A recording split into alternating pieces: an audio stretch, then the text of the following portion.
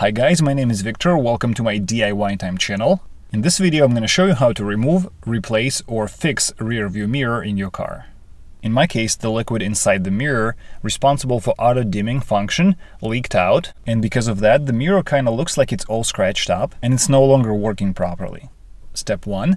Let's take out the old defective mirror. For that, you'll need to take out a few plastic covers,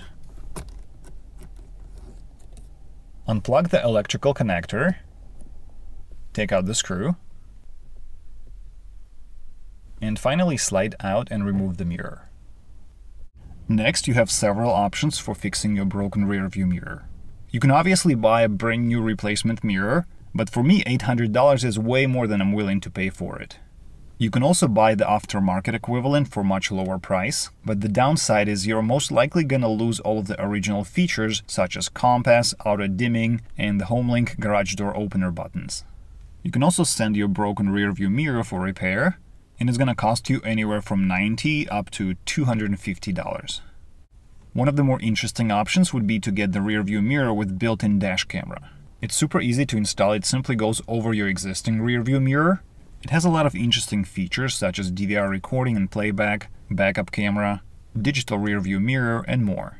If you're interested, you can check out the review of one of those cameras on my channel. The link will be on top of the screen or in the description area below. I personally got a used replacement mirror in a good shape for only $30, and if you're interested, I'm gonna post a link in the description area below where I got it from.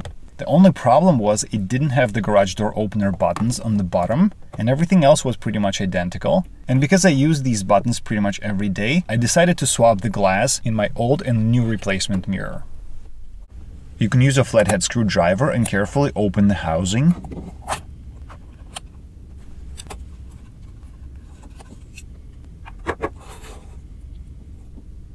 Unplug the connector from the circuit board, and then take out the mirror.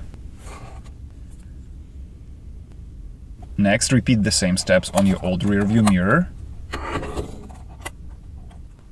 On this one, the circuit board looks a little bit different because my old mirror had some extra features, but the mirrors are absolutely identical and interchangeable.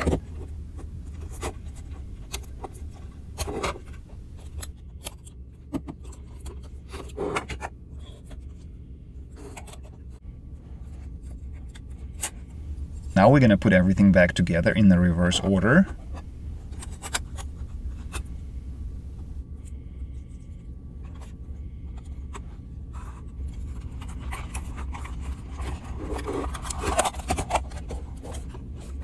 And our rear view mirror is good to go and ready to be mounted in the car now.